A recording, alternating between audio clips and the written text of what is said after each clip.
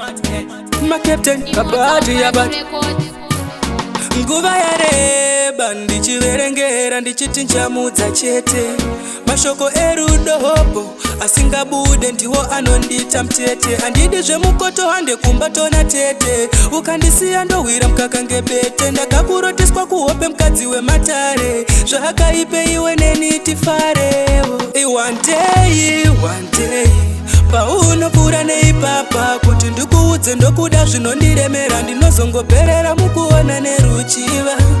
One day paunopfuura neipapa kuti ndikuudze ndokuda zvinondiremera ndinozongoperera mukuona neruchiva wangu. Aizi nyoroti wapinde murudo kuona vaviri vachinakidzwa. Ndinoramba ndakayeva ndovarairwa handisive kuti vakazvigonawo sei. Apa ini ndichiti nchamudza Tuesday ndichamudza Thursday. Ahondisekerera totafunga tavatese ndichafara panguva yochandida girl ukandiramba unenge waka. One day paunopfuura neipapa kuti ndikuudze ndokuda zvinondiremera ndinozongoperera mukuona neruchiva.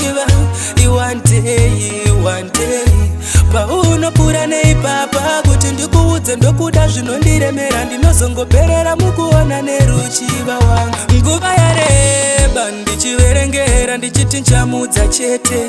Mashoko erudo hopo asingabude ndiwo anondita mtete. Andidi zvemukoto hande kumbatona tete. Ukandisiya ndowira mkaka ngebete. Ndakakuroteswa kuhope mkadzi wematare. Zvakaipe iwe neni tifare.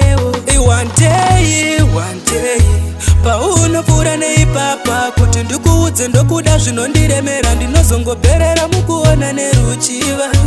One day paunopfuura neipapa kuti ndikuudze ndokuda zvinondiremera ndinozongoperera mukuona neruchiva wangu.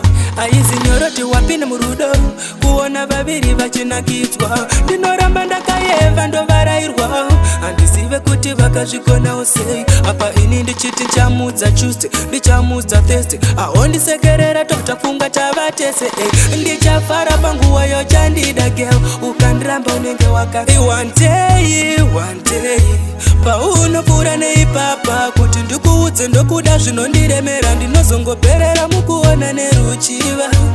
One day paunopfuura neipapa kuti ndikuudze ndokuda zvinondiremera ndinozongoperera mukuona neruchiva wangu. One day